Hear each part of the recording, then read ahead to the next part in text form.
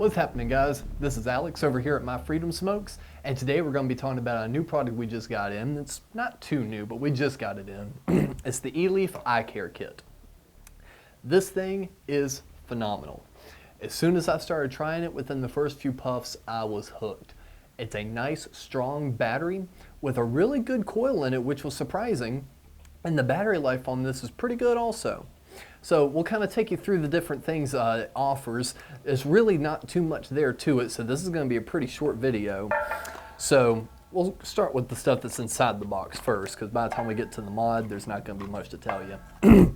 So inside the kit, you of course get your micro USB cord for pass-through charging on the very bottom.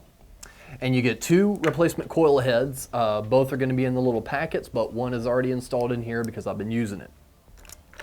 Always, it comes with your instruction manual, which you might want to keep a hold of just in case, because there's some pretty unique things about this that you might wind up forgetting about later on down the line. And that instruction manual will be a great help to you. If not, you can always review this video. So this is a little all-in-one unit, battery and tank. There's no firing button, but you do have your adjustable airflow, and as I mentioned earlier, the pass-through charging. The way you're able to know if your battery is going dead or not is there is a LED inside of your tank. Like so. Now it's on yellow, which means it's a little past 50% battery life. I have been using it all day today. When it's green, it's fully charged, and when it's red, that means I think you've got 20% battery left, so you better throw that on the charger. Honestly, I can get about a day's worth of vape out of this. It charges really quick. I would say probably in about an hour, maybe a little less, it charges up fully. So for the fact that you may not be able to get a full day's worth of vape out of this, but it charges really quick, kind of helps with that.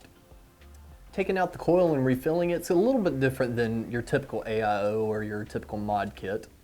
This whole top part here does remove, like so. And right here you have your coil along with access to your liquid.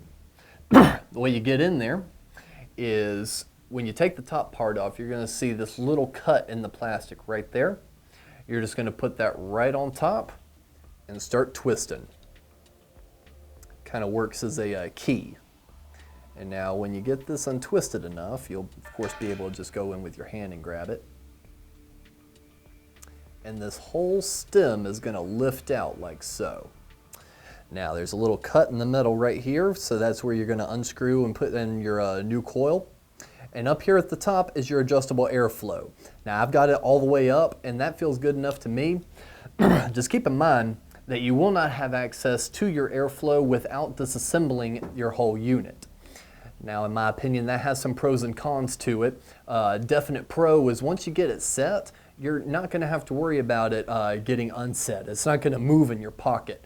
The one downside is the fact that once you get it together, if you haven't really figured out what you want your airflow to be, everything I just did right there, you're going to have to do every single time until you find the right airflow. So I would recommend just putting it on full open air. That feels like it's getting the best vape for me out of it. If it doesn't quite work for you, if you need a little bit of a tighter draw, then adjust it accordingly. But just try it starting out at full airflow, because I feel that's going to be the best for you. As I mentioned earlier, there is no firing button. You inhale to vape on this one.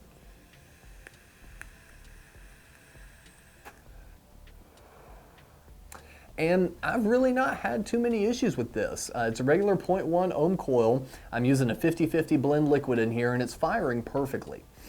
The only major downside I really have to this is I wish I had a better battery life, but that's understandable considering how small it is. But the other thing that I'm really not too big of a fan of is the fact that you do have to take off this entire portion, screw it and unscrew it to refill it. I've not run into any sort of leaking issues, though when I do go to refill it, sometimes that coil can get a little flooded. The best way I've found to fix that is just to hold the mod and flick it. Just kind of shake the excess liquid out, and it's going to wind up giving you a nice, good, smooth hit again. Because if you see, there's a little bit of liquid now on the tip, and that's because I took it out to show you guys. So once I'll wipe that off right there, and a nice, good, smooth hit. So the iCare from eLeaf. out of 10, I would probably rate this an 8.5 or a 9. This is one of the best kits I've put my hands on in a while. And the reason I do rate it so high is this works well for a veteran vapor or someone just starting out. And it really is just a nice little mod. You can't ask for anything else. It's small, compact, decent battery life, good coils. You just have the minor inconvenience of the way you have to refill and change out your coils and adjust the airflow, but once you adjust the airflow once, you really probably won't have to even reset it. And after a while, you're not even gonna be thinking about it when you go to refill your liquids. So again, about an 8.5 or a 9 out of 10, highly recommended.